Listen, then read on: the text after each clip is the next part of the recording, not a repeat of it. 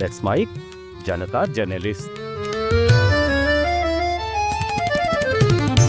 बिहार में इसी साल होने वाले विधानसभा चुनाव को लेकर वादों का दौर तूफानी है। मानसून के साथ ही सौगातों और घोषणाओं की बरसात हो रही है। शिलान्यासों और उद्घाटनों की बाढ़ आई हुई है। खुद पीएम नरेंद्र मोदी बिहार के 6 दौरे कर चुके हैं। लेट्स माइक के जनता जर्नलिस्ट में मैं रोशनलाल शर्मा आज इस मुद्दे पर बात करूंगा कि बिहार में राजनीतिक दल किन मुद्दों को सामने लेकर चुनाव में उतर रहे हैं और हकीकत में जनता के कौन से मुद्दे हैं जिन्हें वे पिसरा रहे हैं।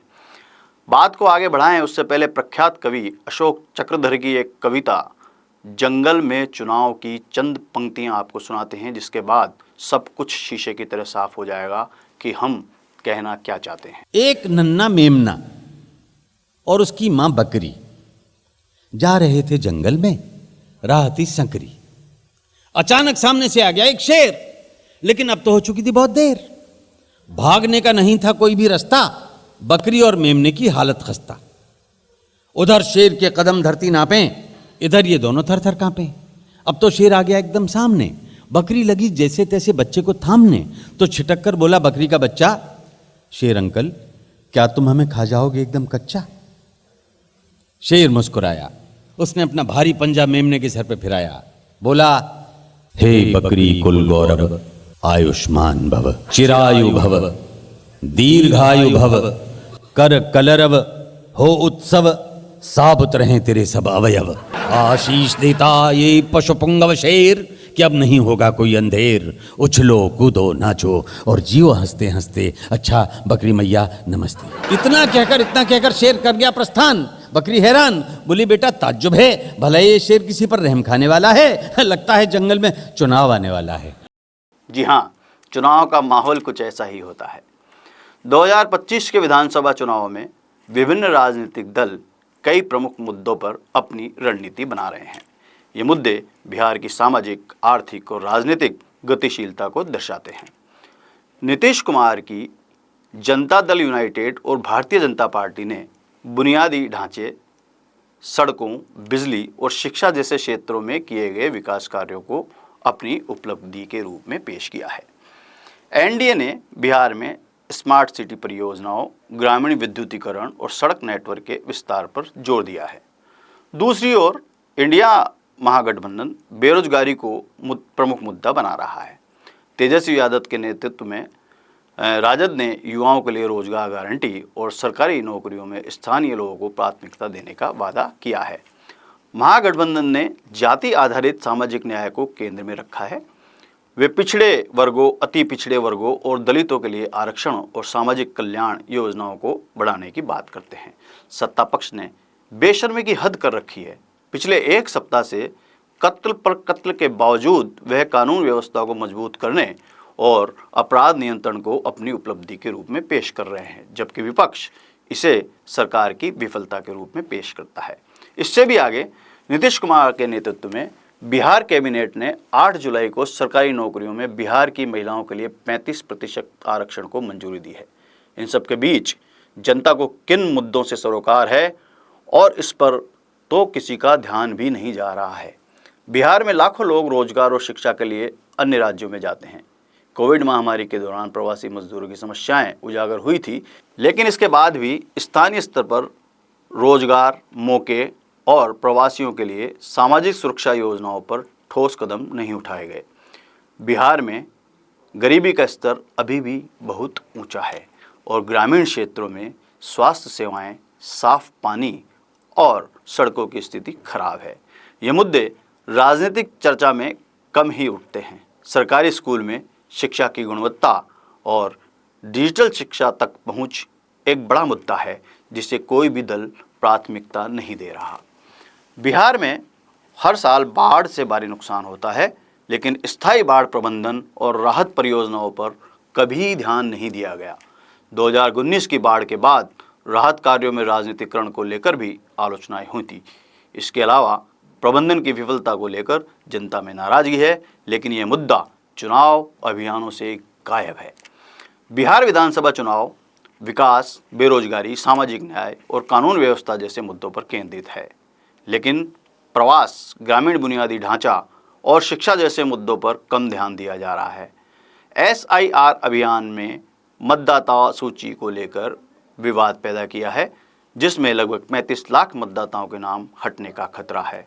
चुनाव आयोग ने इसे पारदर्शी और समावेशी बनाने का दावा किया है, लेकिन विपक्ष और सामाजिक संगठनों की आलोचना ने इसकी विश्वसनीयता पर सवाल उठाए हैं।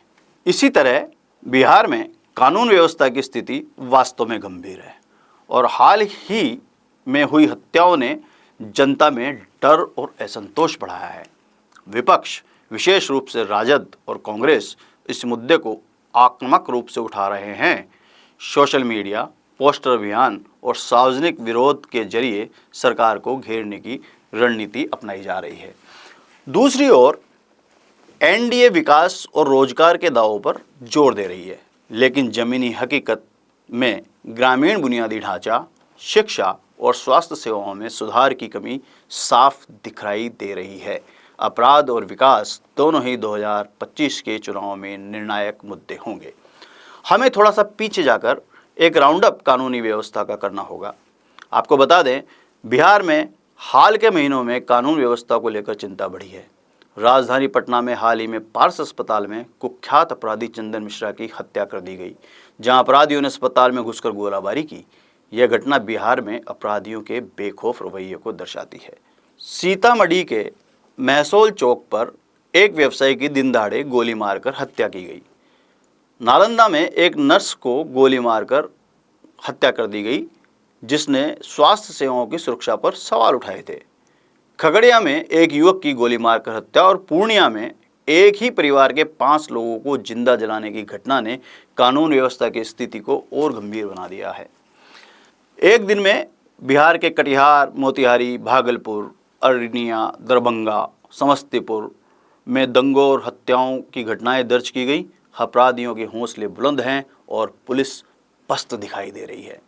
यही कारण है कि विपक्षी दल, विशेष रूप से राष्ट्रीय जनता दल, कांग्रेस और अन्य महागठबंधन सहयोगी कानून व्यवस्था की खराब स्थिति को विधानसभा चुनाव में प्रमुख मुद्दा बना रहे हैं। उनकी रणनीति में यह मुद्दा अब महाअभियान बनता नजर आ रहा है। राजद सुप्रीमो लालू प्रसाद यादव ने सोशल मीडिया पर पोस्टर साझा कर नीतीश सरकार को गुंडा राज और विज्ञापनी सुशासनी राजा कहकर तंज कसा। तेजस्वी यादव ने अपने एक्स हैंडल पर बिहार में बढ़ती हत्याओं का उजागर करते हुए लिखा कि बिहार में इंसानों का जीवन कीड़े मकोड़ों से भी सस्ता हो गया है। पटना में लालू यादव के आवास के सामने लगाए गए पोस्टर में पारस अस्पताल गोलीकांड का जिक्र कर कानून व्यवस्था पर सवाल उठाए गए। पोस्टर में लिखा गया, बिहार में अपराधियों का राजबा, हॉस्पिटल में घुसकर गोली की बौछार बा। इतना कुछ होने के बावजूद पीएम नरेंद्र मोदी और सीएम नीतीश कुमार ने सुशासन और विकास के दावे खत्म ही नहीं किए। नीतीश सरकार विकास को अपने मुख्य एजेंडे के रूप में पेश कर रही है। उनका कहना है कि सड़कों, पुलों और स्मार्ट सिटी परियोजनाओं में निवेश हुआ है। नीतीश कुमार ने बिहार में अगले 5 वर्षों में 1 करोड़ नौकरियों का वादा किया है। बिहार में बिजली आपूर्ति में सुधार और हर गांव तक बिजली पहुंचाने का दावा किया जा रहा है। सरकारी स्कूलों और अस्पतालों में सुधार के दावे किए गए हैं। बिहार में एक बड़ा मुद्दा शराबबंदी है। नीतीश कुमार ने करीब 1 दशक से बिहार में शराबबंदी कर रखी है। शराब पकड़वाने के लिए पुलिस वालों को इंसेंटिव दिया जाता है। नतीजा ये है कि बड़े शराब माफिया वहाँ पनप चुके हैं, क्योंकि मोटा पैसा देकर वे अपना धंधा कर रहे हैं और छोटे शराब व्यापारियों को इंसेंटिव के लालच में पुलिस और प्रशासन वाले परेशान करते हैं। इससे पुलिस का ध्यान आम जनता की सुरक्षा में कम और शराब बेचने वालों को पकड़कर अपनी जेब भरने में ज़्यादा रहता है।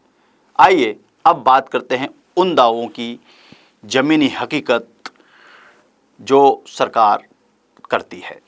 हालांकि ये सही है कि सड़कों और बिजली की स्थिति में सुधार हुआ है, लेकिन ग्रामीण क्षेत्रों में सड़कों की गुणवत्ता और बिजली की नियमित आपूर्ति अभी भी एक समस्या है।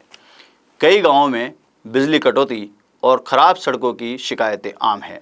नीतीश कुमार का 1 करोड़ रोजगार का वादा महत्वाकांक्षी है, लेकिन बिहार में स्थानीय स्तर पर रोजगार सृजन हमेशा से सीमित रहा है।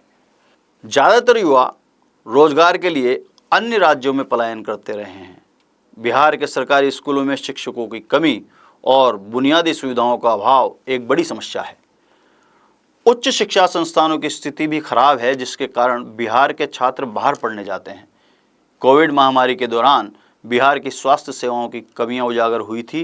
ग्रामीण क्षेत्रों में प्राथमिक स्वास्थ्य केंद्रों की स्थिति अभी भी खराब है। बिहार में शहरीकरण की गति धीमी है और कृषि उत्पादों के प्रसंस्करण के लिए स्थानीय उद्योगों की कमी है, जिसके कारण आर्थिक विकास राष्ट्रीय औसत से पीछे है।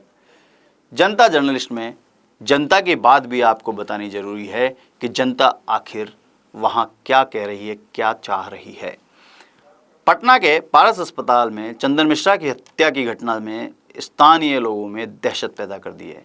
एक स्थानीय निवासी का कहना है कि अस्पताल जैसी जगह में अगर अपराधी घुसकर गोली चला सकते हैं तो आम लोग कहां सुरक्षित है। पूर्णिया में एक ही परिवार में 5 लोगों को जिंदा जलाने की घटना ने स्थानीय समुदाय को झकझोर दिया है। स्थानीय लोगों का कहना है कि यह अंधविश्वास से प्रेरित था और पुलिस मूक दर्शक बने रहने ने स्थिति को और बिगाड़ दिया। महसौल चौक पर व्यवसायी की हत्या के बाद स्थानीय व्यापारियों ने बाजार बंद कर विरोध प्रदर्शन किया। एक व्यापारी ने कहा, हम दिन दहाड़े सुरक्षित नहीं हैं, पुलिस केवल बड़े नेताओं की सुरक्षा में व्यस्त है। मधुबनी के एक गांव के निवासी राम कुमार ने बताया, सरकार दावा करती है कि हर गांव में बिजली है, लेकिन हमारे यहाँ दिन में 6 से 8 घंटे बिजली कटौती होती है। खेती और छोटे व्यवसाय प्रभावित हो रहे हैं। वैशाली में एक प्रवासी मजदूर संतोष पासवान जो दिल्ली में काम करते हैं, उनका कहना है बिहार में रोजगार के नाम पर कुछ नहीं है। सरकार विकास की बात करती है, लेकिन हम जैसे लाखों लोग हर साल पलायन करने को मजबूर हैं। तो ये था बिहार का चुनाव।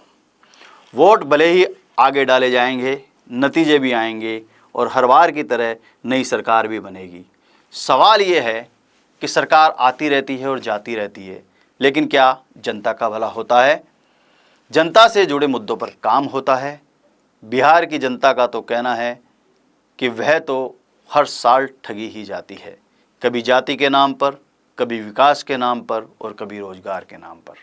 लेट्स माइक के जनता जर्नलिस्ट में मैं आपको बिहार का एक कच्चा चिट्ठा कैसा लगा कमेंट बॉक्स में ज़रूर बताएं। एपिसोड पसंद आया हो तो लाइक करें, शेयर भी करें, चैनल को सब्सक्राइब कर हमारे साथ जुड़े रहें। आप सुन रहे थे let's make more than radio. Follow कीजिए हमें हमारे सोशल मीडिया प्लेटफॉर्म्स पर। It's time for news. It's time for more than radio. Presenting the first radio news app, Let's Mic. Let's Mic, a news-based app on your phone where you get to watch and listen news, talk shows, interviews, radio show podcasts. On Let's Mic, you get all relevant information of TV, print, radio, podcast, and digital. Let's Mic talks about every segment of life.